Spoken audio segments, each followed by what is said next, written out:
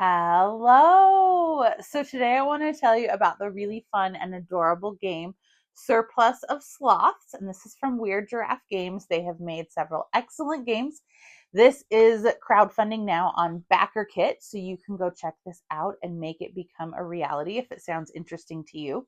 So this game plays 2 to 4 players, and it is really interesting because you're going to be building this hand so that at the end of the game, you can collect a pile or piles from the surplus. So you want to build up a really great hand, but that hand is not what's going to score you points. So you're having to make these tricky decisions.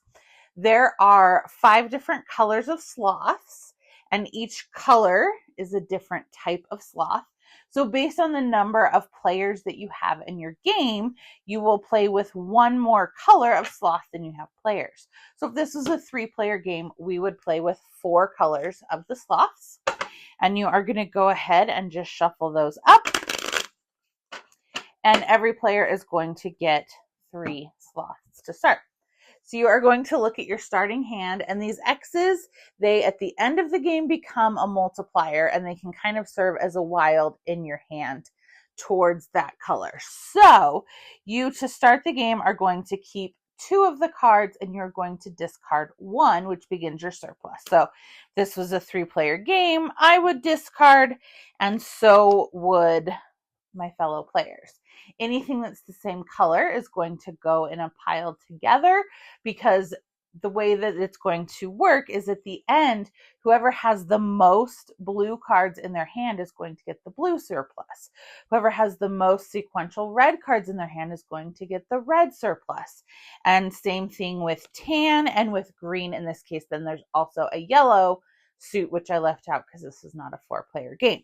So in your hand, you're collecting sloth cards in sequence. Again, you can use those X's. At the end of the game, whatever you collect, the X's become a multiplier. So if there's no X's in the surplus you collected, then you don't multiply by anything. If there's 1, you get to multiply by 2. If there's 2, you get to multiply by 3. And if there's 3, you get to multiply by 4. So more multipliers is good, but you also may not want to put multipliers in there if you know your opponent is likely going to collect a certain color. So how are we going to get more cards in our hand if we only have 2? Well, there are going to be 2 rows, which are called the river. These are essentially the sloths are falling from the trees and they're ending up in the river. So we are playing a 3-player game. So in a 3-player game, each river line would have 4 cards. And so if you are the first player, you are going to look at the cards in your hand and look at the river line, and you are going to decide what you want to take. So let's say I chose to take this. This now means the next 2 players must take from this row as well. So let's say they took that and that into their hands. The card that's left moves to the surplus. And normally the surplus would be right down below, but I don't have room on camera to show that. So then a new river row comes out. More sloths have fallen from the trees. And the next player would go. And whatever row they take from, everyone does the same. And you keep going, building up the surplus until you cannot fill the river. And then that will trigger the end of the game. So once that happens, you're going to have, like I said, all of these cards down in the surplus. Let's say we had something like this. And then you are going to all reveal one color at a time. So everyone would reveal their blue cards. Whoever did the best gets this for scoring. Reveal your red.